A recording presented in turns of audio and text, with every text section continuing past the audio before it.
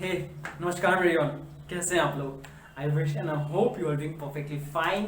Just be joyful and keep smiling. Just be joyful, ठीक है? तो वेलकम बैक। तो हम लोग क्या पढ़ रहे थे? हम लोग फिजिक्स में पढ़ रहे थे reflection of light by a plane mirror, ठीक है? जिसमें से हम लोगों ने एपिसोड 1 एपिसोड 2 कर लिया है और उस दोनों एपिसोड के ऊपर हम लोगों ने क्वेश्चन भी सॉल्व कर लिया, ठीक है? अगर आपने नहीं देखा है तो पहले उसको देख लो, मजा आएगा, बहुत मजा आएगा, ठीक है? एंड आज हम लोग क्या पढ़ने वाले हैं? आज हम लोग पढ़ने वाले हैं reflection of light by a plane mirror episode 4। और इसमें क्या टॉपिक है हम लोग का? इसमें है images formed in a pair of plane mirror. क्या है? In a pair of plane mirror. Pair मतलब क्या होता है? पेयर मतलब होता है दो, टू। मतलब कि हम लोग पढ़ेंगे दो प्लेन मिरर्स को यूज करके कैसा इमेजेस फॉर्म कर सकते हैं हम लोग। अभी तक हम लोग ने क्या पढ़ा है? अभी तक हम लोग ने सिंपली यही एक ही प्लेन मिरर को लेके काम किया है कि मेरे पास अगर एक सिंगल प्लेन मिरर है तो उस मिरर में मेरा इमेज कैसे फॉर्म होता है, दोनों पॉइंट ऑब्जेक्ट के लिए एंड एक्सटेंडेड ऑब्जेक्ट के लिए, दोनों के लिए हम लोगों ने पढ़ लिया है। पर अब ये क्वेश्चन है कि अगर मेरे पास एक प्लेन मिरर नहीं होके अगर दो प्लेन मिरर है तो कहानी क्या होगा? समझ में आया? ओके, तो फिर चलिए हम लोग शुरू करते हैं। मतलब बेसिकली हम लोग को पढ़ना क्या है? हम लोग को ये पढ़ना है कि अगर मेरे पास दो प्लेन मिरर्स है और तो उसको यूज करके हम इमेजेस कैसे फॉर्म कर सकते हैं एक ऑब्जेक्ट का, ठीक है? चलिए शुरू करते हैं। तो जो फर्स्ट चीज हम लोग को नोट करने का जरूरत है वो ये है कि the number of images formed in a combination of a pair of plane mirror is dependent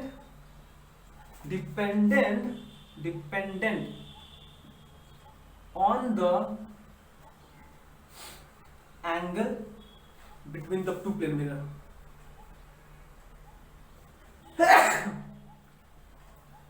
Depends on the angle between the two plane mirror, ठीक है? मतलब कि ये बोला जा रहा है कि भैया पहले तो ये समझना जरूरी है कि जो दो प्लेन मिरर्स है ना, वो दो प्लेन मिरर्स के बीच में एंगल कितना है ये बताएगा कि उस कॉम्बिनेशन में कितना इमेजेस फॉर्म हो सकता है, ठीक है? मतलब कि क्या बोला हम? अच्छा हम लिख देते हैं। If the angle between the two plane mirror is theta, ठीक है? मतलब कि ये कहानी कुछ ऐसा है कि आपके पास ये एक प्लेन मिरर है, इसका ये रिफ्लेक्टिंग सरफेस है, ठीक है? एंड क्या बोले हम, एक और प्लेन मिरर ले रहे हैं ऐसा, जहां पे ये इसका पॉलिश सरफेस है और ये जो एंगल है ना, ये एक प्लेन मिरर है, ये एक प्लेन मिरर है। इन दोनों प्लेन मिरर्स का रिफ्लेक्टिंग सरफेस के बीच में रिफ्लेक्टिंग सरफेस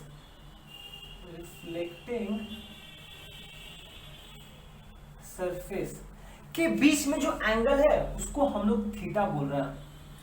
समझ में आया क्या बोल रहे हैं? मतलब कि ये एक प्लेन मिरर है, ये एक प्लेन मिरर, दोनों का रिफ्लेक्टिंग सरफेस इस तरफ है। इन दोनों प्लेन मिरर्स के बीच में कितना एंगल है इसको बोलते हैं थीटा। से इसको थीटा बोल रहे हैं, ठीक है?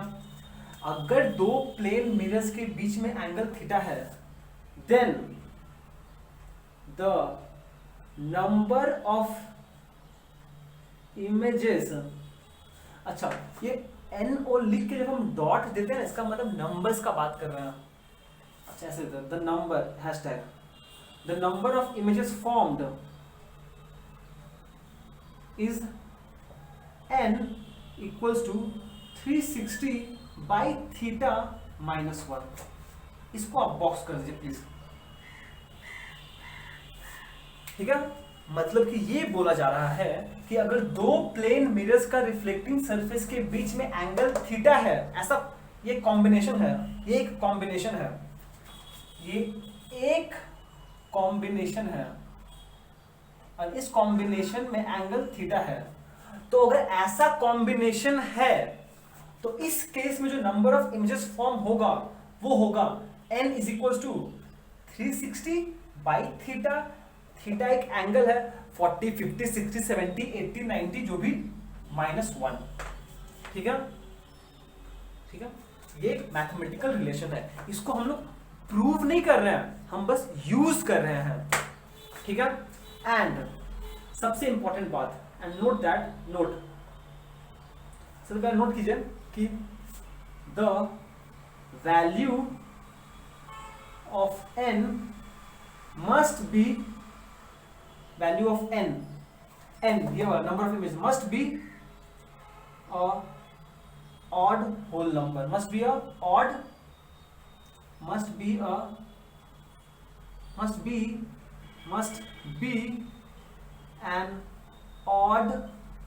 whole number।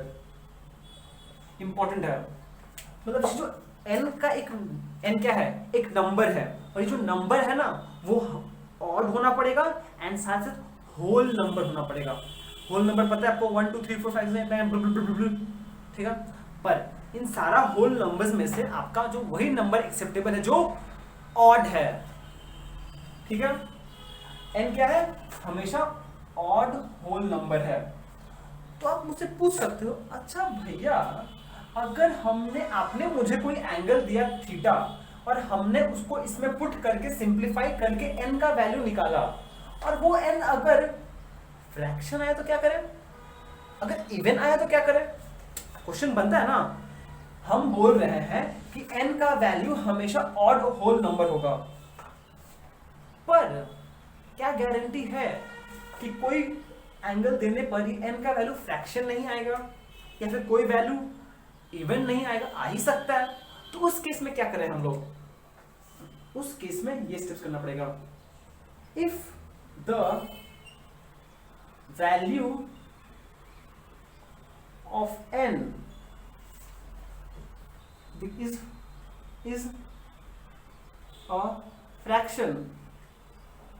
is a fraction, then n is equals to whole part of the fraction, whole part of the fraction, whole part of the fraction। ठीक है, मतलब कि मान लीजिए आंसर आया है 5.4, तो आप n का वैल्यू क्या लोगे? आप लिख लोगे n का वैल्यू है 5। जो 0.4 फ्रैक्शन या फिर डेसिमल पार्ट है उसको छोड़ दोगे। अगर आंसर आया 7.9 तो आप क्या करोगे? आंसर लिख दोगे 7, इस 9 को ओमिट कर दोगे, छोड़ दो उसको। ये बोलता है ये प्रॉब्लम सॉल्व हो गया। अगर फ्रैक्शन आएगा तो क्या होगा? पर भैया अगर if the value of n is a even number, तब क्या करें हम? अगर इवन आ गया तो क्या किया जाए? पर अगर इवन आ गया देन n हो जाएगा n-1। मतलब कि जो भी n का वैल्यू इवन है आप उसका एक नंबर कम कर दो, एंड ऑब्वियसली जब एक नंबर आप कम करोगे तो क्या हो जाएगा? ऑड हो जाएगा ना। ठीक है, तो इसको आप नोट कीजिए। अब हम लोग इसके ऊपर कुछ एग्जांपल्स करेंगे, इसको आप नोट कर लो। ठीक है, हम मिटाने वाले हैं इसको। चलिए मिटा रहे इसको हम। ओके, हम लोग क्या सीखे हैं कि अगर दो मिरर के बीच में एंगल थीटा है उस केस में number of images formed will be equals to 360 by theta -1, जहां पे n is an odd whole number, odd whole number. ठीक है, तो चलिए इसी के ऊपर बेस्ड हम लोग कुछ एग्जांपल्स सॉल्व करते हैं। ठीक है, नंबर ए, मान लीजिए if theta equals to 60 degree है अगर थीटा का वैल्यू 60 है, मतलब कि दो प्लेन मिरर्स के बीच का रिफ्लेक्टिंग सरफेस के बीच का एंगल 60 डिग्री है, उस केस में नंबर ऑफ इमेज कितना होगा वो करते हैं। Then n is equals to 360 by 60 minus 1, ये कैंसिल, इसे कैंसिल करेंगे 6, तो 6 माइनस 1 5, और n क्या है, ऑड होल नंबर है, तो ये n का वैल्यू 5 आंसर हो गया आपका। क्लियर है, सिंपल क्वेश्चन था। ओके, नेक्स्ट करते हैं हम B. If theta is equal to कितना है, 50 ले लेना। अगर दो एंगल्स के बीच में एंगल 50 डिग्री है, तो उस केस में नंबर ऑफ इमेजेस फॉर्म कितना होगा वो निकालना है मेरे को, तो वो करते हैं। देन यहाँ पे थीटा का वैल्यू 50 है, मतलब थीटा की जगह पर आप 50 लिख दीजिए, तो n is equals to 360 by 50 minus 1। Clear है इतना, तो इसको आप कैंसिल कीजिए, ये हो जाएगा 36 बाई 5 माइनस 1। अगर एलसीएम करेंगे तो 5 आएगा, 36 माइनस 5 बाई 31 बाई 5। अब इस इम्प्रॉपर फ्रैक्शन को अगर हम मिक्स्ड फ्रैक्शन में कन्वर्ट करते हैं तो क्या हो जाएगा, ये हो जाएगा 6 1 by 5, 5 into 6 30, 30 plus 1 31 by 8। Notice करो ये क्या है एक्चुअली में, ये एक मिक्स फ्रैक्शन में आ गया है, पर n का वैल्यू तो ऑड होल नंबर होना पड़ेगा। तो होल नंबर होने के लिए हमको क्या करना पड़ेगा, ये जो नंबर आया है ना मिक्स फ्रैक्शन, ये इसका होल पार्ट है, ये इसका फ्रैक्शनल पार्ट है, तो हम इसको लिख देंगे 6। 6 क्यों, क्योंकि नंबर होल नंबर होना पड़ेगा, तो होल नंबर आ गया। पर अब आप नोटिस करो कि n को तो ऑड होना पड़ेगा, पर ये तो 6 है, इव है, तो क्या करेंगे, ये भी एक्सेप्टेबल नहीं है, तो क्या कर लोगे, ये हो जाएगा 6 minus 1 equals to 5, therefore n equals to 5 answer होगा। देखिए समझ में आया कि नहीं है आपको इसका आंसर। एक्चुअल कैलकुलेशन जब हम लोग किए थीटा को 50 लेके तो आया 6 1/5। ये तो मिक्स फ्रैक्शन में है, तो हम ये इसका होल पार्ट है, ये इसका फ्रैक्शन पार्ट है, हम इसका होल नंबर ले लिया, पर देखा कि जो होल नंबर है इवन है, नहीं चाहिए इवन, तो एक कम कर दिया गया, एक सबट्रैक्ट कर दिया हम लोग, जैसा हम लोग सीखे थे। अब 5 आ गया और 5 ऑड है, तो ये एक्सेप्टेबल आंसर है। ठीक है, चलिए एक और एग्जांपल लेते हैं हम, क्या ले लें, 60 50, तो एक और कम करते हैं। If theta is equal to 40 degree, अगर थीटा 40 है तो n का वैल्यू हो जाएगा 360 बाई 40 माइनस 1, टक टक 36/4 9 माइनस 1 8। उरी बाबा, n का वैल्यू तो होल नंबर है पर 8 है, क्या ले सकते हैं, नहीं, क्यों, क्योंकि 8 इवन नंबर है, तो आंसर क्या हो जाएगा, is equal to 8 minus 1 which is equal to 7 answer. तो n का वैल्यू 7 होगा। आई होप आपको ये चीज समझ में आया कि हम लोग क्या किए हैं। पहले हम लोग ने देखा कि समझाया कि अगर दो एंगल्स, दो प्लेन मिरर्स के बीच में एंगल थीटा है तो नंबर ऑफ इमेजेस फॉर्म होता है n, जो होता है 360 बाई थीटा माइनस 1, और ये हमने कुछ एग्जांपल्स करके दिखाया है। ठीक है, समझ में आपको, चलो इसको कॉपी कर लो। हम लोग नेक्स्ट फेज में मूव करते हैं।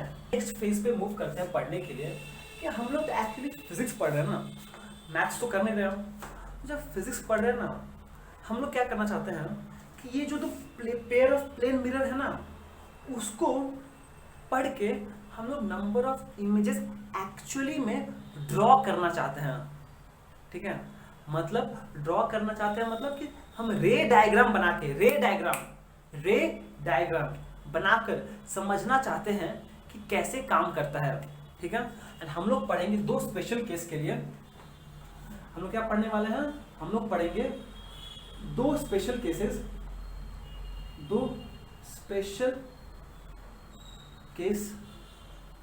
केस 1 क्या, when the two mirrors are parallel to each other, ठीक है। एंड दूसरा case, when the two mirrors are perpendicular to each other,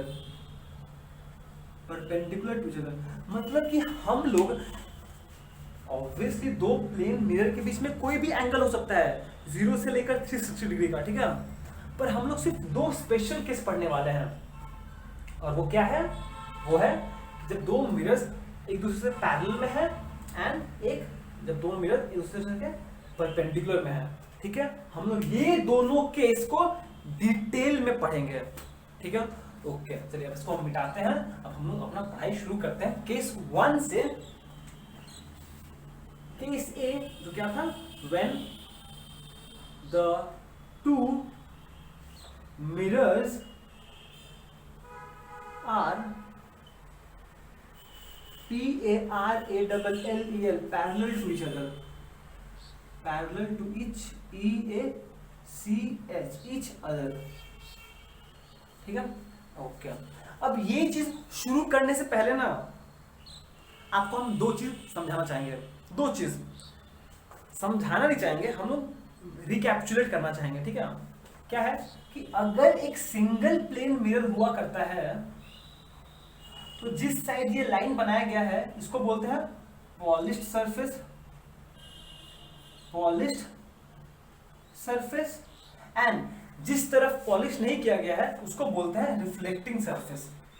अरे भैया ये तो पढ़ा चुके हो, काहे बकबक कर रहे हो फालतू में। अरे सुनो ना सुनो ना सुनो ना सुनो ना। रिफ्लेक्टिंग सरफेस है, रिफ्लेक्टिंग सरफेस मतलब लाइट इस सरफेस पे आके इंसिडेंट होता है, यही तो। लाइट इधर से नहीं आता है, लाइट इधर से आता है। इसका मतलब कि अगर इस साइड कोई ऑब्जेक्ट है तो क्या उसका कोई इमेज फॉर्म होगा, सोच के बोलना। प्लेन मिरर के अगर पॉलिश्ड सरफेस की तरफ कोई इमेज ऑब्जेक्ट है तो क्या इसका कोई इमेज फॉर्म होगा, नहीं होगा, ठीक है। पर इस प्लेन मिरर में वही ऑब्जेक्ट का इमेज फॉर्म होगा जो रिफ्लेक्टिंग सरफेस के तरफ है, ठीक है ना, सही बोल रहे हैं ना। प्लेन मिरर में उसी प्लेन मिरर को यूज करके वही ऑब्जेक्ट का इमेज बन सकता है जो रिफ्लेक्टिंग सरफेस के तरफ अपना चेहरा दिखा रहा है, ठीक है। एंड जो पॉलिश सरफेस के तरफ है उसका इमेज फॉर्म नहीं होता है। प्लीज ये बात बहुत बेसिक है पर ध्यान रखो इसको, ठीक है। ओके, ये बात हो गई एक पहला बात। और दूसरा बात ये है कि अगर ये प्लेन मिरर है और यहाँ पर एक ऑब्जेक्ट है तो इसका इमेज कैसे बनाते हैं हम लोग। ये वाली ऑब्जेक्ट है तो इसका इमेज बनाने का आसान तरीका है कि भैया ये तो पता है हमको कि जो इमेज होगा वो ये परपेंडिकुलर लाइन पे ही लाई करेगा, एंड इसका डिस्टेंस सेम होगा। जितना डिस्टेंस ऑब्जेक्ट का है मिरर से उतना ही डिस्टेंस होगा इमेज का मिरर से। मतलब यहाँ पे कहीं होगा इमेज, क्या करना है, इमेज होगा कहीं, और बस बना दो रे डायग्राम ऐसे कर दिया। यहाँ से पीछे प्रोड्यूस कर दो, इसको पीछे प्रोड्यूस कर दो, और ये हो गया रिफ्लेक्टेड रे, ये इंसिडेंट रे, और ये पीछे प्रोड्यूस कर दिया। बस बैक कैलकुलेशन कितनी बार तो कर चुके हैं ना, सीखे हैं ना ये चीज। हाँ, तो इस बात को हम लोग ध्यान रखेंगे क्योंकि प्लेन मिरर्स में अगर दो मिरर्स का डील करना है तो एटलीस्ट हमें ये तो पता होना चाहिए ना कि एक मिरर के साथ कैसे डील करते हैं, इससे आसान हो जाएगा, ठीक है। ओके, हम लोग क्या करना है, दो प्लेन मिरर्स के लिए डील करना है। ओके, ठीक है। चलिए पहले मैथमेटिकल काम कर लेते हैं। मैथमेटिकली दो प्लेन मिरर्स के बीच में एंगल कितना होगा। ये एक प्लेन मिरर है, बस रफ बना के दिखा रहे हैं, यहाँ भी बना रहे हैं, बनाना ही तो पीछे बनाओ, थोड़ा समझा पाएंगे आप। ये एक प्लेन मिरर है एंड ये एक प्लेन मिरर है, दोनों पैरेलल है मतलब ऐसे खड़ा है, और इन दोनों में कोई एंगल है, ये एंगल है कुछ पैरेलल हो गया, कोई एंगल है 0, बस अलग कर दिया, कोई एंगल है नहीं है। दो पैरेलल प्लेन मिरर के बीच का एंगल होता है 0, ठीक है। Therefore number of images form कितना होगा, नंबर ऑफ इमेजेस फॉर्म होगा n is equal to 360 by 0 minus 1। अब आ गया यहाँ पर एक मजेदार चीज, कोई भी नंबर को 0 से डिवाइड करने से क्या आता है पता है? नहीं पता है, मुझे भी नहीं पता है। सुन लो, जब कोई भी नंबर है a, अगर आप इसको 0 से डिवाइड करते हो तो जो आंसर आता है उसको बोलते हैं इन्फिनिटी। इन्फिनिटी एंड इसका सिंबल है ये, ठीक है। अरे भैया, जो नंबर 8 है ना, इसको हम लोग सुला दिए हैं बस, और कुछ नहीं, ठीक है। यही है मतलब कि याद रखना कि अगर आप कोई भी नंबर को, फर्क नहीं पड़ता है कोई भी नंबर हो एक्सेप्ट 0 नहीं है, a नॉट इक्वल टू 0, कोई भी नंबर को 0 छोड़ के अगर आप 0 से डिवाइड करते हो तो आंसर होता है अनडिफाइंड। अनडिफाइंड, और इस अनडिफाइंड को बोलते हैं इन्फिनिटी, इसका सिंबल है ये। अब इन्फिनिटी मतलब क्या है? इन्फिनिटी मतलब बहुत बड़ा नंबर, बहुत बड़ा नंबर, इतना बड़ा नंबर कि हम लोग उसमें कुछ ऐड करते हैं या फिर कुछ सब्ट्रैक्ट करते हैं या फिर कुछ मल्टीप्लाई करते हैं या फिर कुछ डिवाइड करते हैं तो नंबर बदलेगा नहीं, उतना का उतना ही रह जाएगा, उसको कुछ फर्क नहीं पड़ेगा, ठीक है। मतलब कि इन्फिनिटी इतना बड़ा नंबर है कि उसमें कुछ ऐड करो, सब्ट्रैक्ट करो, infinity plus 1 infinity, infinity minus 1 infinity, infinity plus 2 infinity, इतना बड़ा, कुछ फर्क नहीं पड़ेगा। ये बात आपको पता होना चाहिए, ठीक है। समझ में आया? ओके। और इन्फिनिटी मतलब क्या होता है? Very large number, very large number, इतना लार्ज कि उसको अनकाउंटेबल, अनकाउंटेबल, उसको काउंट ही नहीं कर सकते हम, ठीक है। ओके, ये बात समझ में आया? बस ये 0 नहीं होना चाहिए, 0 बाई 0 को हम लोग कुछ नहीं बोलेंगे, वो अलग केस पे डील नहीं कर रहे हैं हम बस ये बोलना चाहते हैं कि कोई भी नंबर को आप 0 से डिवाइड करोगे वो अनडिफाइंड होता है, अनडिफाइंड को बोलते हैं इन्फिनिटी, सिंबल ये है, मतलब वेरी लार्ज नंबर, अनकाउंटेबल। चलो ये हो गया हम लोग एक एस्पेक्ट, यहाँ पे आता है वापस, इसका मतलब इसका रिजल्ट हो जाएगा infinity minus 1, and since infinity minus 1 क्या होता है? इन्फिनिटी, तो हम क्या बोल सकते हैं? देखो, infinity number of images will be formed, infinity number of images will be formed, ठीक है, क्लियर है। इन्फिनिटी मतलब लार्ज नंबर, बहुत ज्यादा नंबर, ठीक है। अब ये सेम चीज को हम लोग रे डायग्राम का हेल्प से समझेंगे कि मैथमेटिकली तो हम लोग समझ गए कि जब पैरेलल है तो थीटा 0 होगा, such that number of image infinity form होगा, मतलब बहुत सारा नंबर्स फॉर्म होगा, सॉरी बहुत सारा इमेजेस फॉर्म होगा। अब ये सेम चीज को हम लोग रे डायग्राम बना के समझते हैं, ठीक है।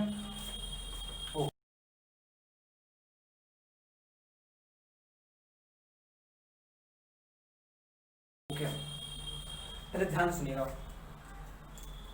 देखो मान लीजिए ये एक मिरर है m और ये एक मिरर है m डैश, ठीक है।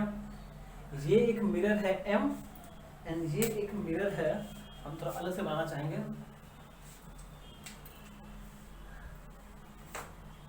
एक दो तीन चार पाँच छः, ये हो गया।